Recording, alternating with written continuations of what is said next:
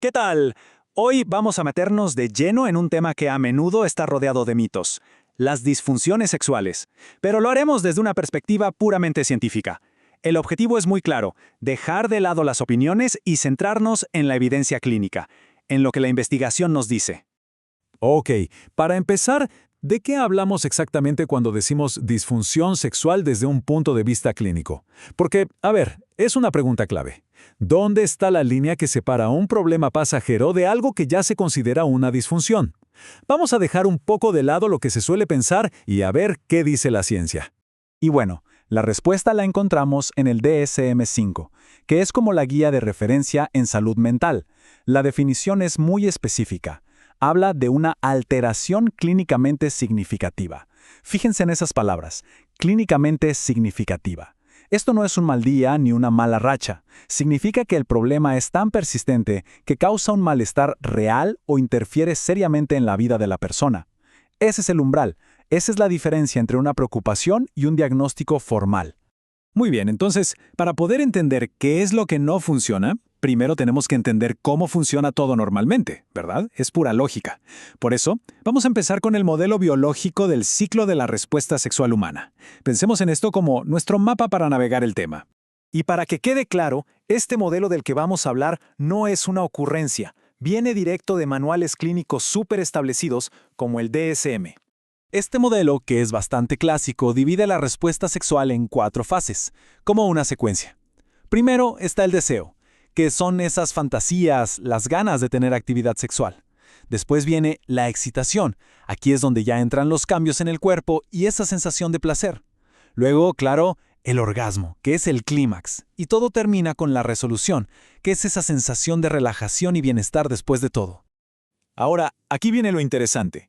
Podemos pensar en las disfunciones como si fueran interrupciones en alguna de estas fases, como si algo se atascara en el camino.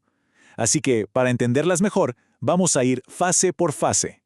Empecemos por el principio, el deseo y la excitación. Para analizar estos trastornos en particular, nos vamos a basar tanto en manuales de psiquiatría médica como en investigaciones claves sobre los factores psicológicos. Aquí tenemos uno de los más conocidos en la fase de deseo, el trastorno del deseo sexual hipoactivo. Y lo clave aquí, el punto central, no es que la persona no pueda físicamente, sino que hay una falta de interés persistente, una ausencia de ganas que, y esto es importante, le causa un malestar significativo. Ok, si avanzamos a la fase de excitación, nos encontramos con el trastorno eréctil, y aquí la clínica hace una distinción muy importante. Por un lado está la forma primaria, que es cuando el problema ha existido siempre, y por otro, la secundaria o adquirida, que es cuando aparece de repente después de un tiempo en que todo funcionaba sin problemas. Y es aquí donde la conexión mente-cuerpo se vuelve tan evidente. La investigación de David Barlow es fundamental para entender esto. Él habla de la ansiedad de desempeño como si fuera un secuestrador cognitivo. Imagínense esto. En lugar de que la mente esté enfocada en las sensaciones, en el placer, se pone a pensar, ¿voy a poder? ¿Qué va a pensar mi pareja? Ese diálogo interno, esa preocupación, literalmente se roba los recursos mentales que se necesitan para la excitación. Y claro, se crea un círculo vicioso terrible que sabotea toda la respuesta del cuerpo. Bien, ya vimos las primeras fases. Ahora, ¿qué pasa más adelante en el ciclo? Vamos a movernos hacia el clímax, la fase del orgasmo.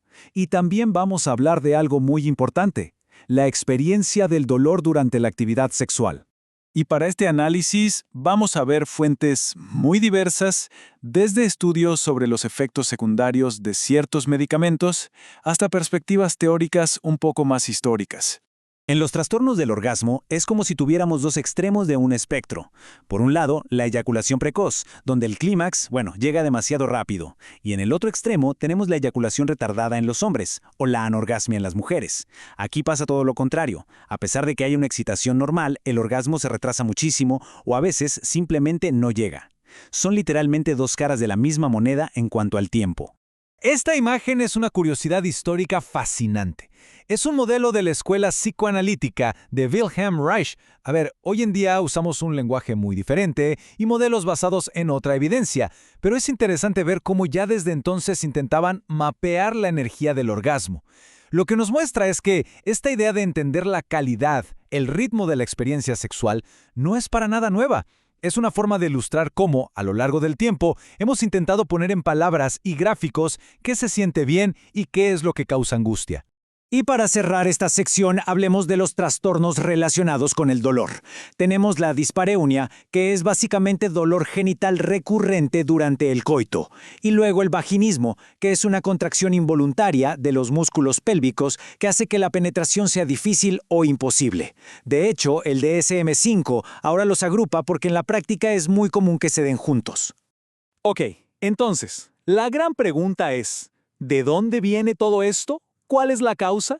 Y la verdad es que la respuesta casi nunca es una sola cosa. Las disfunciones sexuales son por lo general el resultado de una mezcla muy compleja de factores. Vamos a desglosar un poco los principales jugadores en este campo, los biológicos y los psicológicos. Y lo que sabemos hoy sobre estas causas se apoya en estudios muy grandes y en investigaciones muy específicas sobre cómo, por ejemplo, el estrés afecta a nuestro cuerpo y nuestra respuesta sexual. Pensemos en el cuerpo como una orquesta sinfónica. Para que la música suene bien, todos los instrumentos tienen que estar afinados. Bueno, desde el punto de vista biológico pasa lo mismo. Si algo falla, ya sean las hormonas, que serían como el director de la orquesta, los nervios, que son los que llevan el mensaje, o los vasos sanguíneos, toda la sinfonía sexual se ve afectada. Estudios gigantes como el Massachusetts Male Aging Study lo han dejado clarísimo.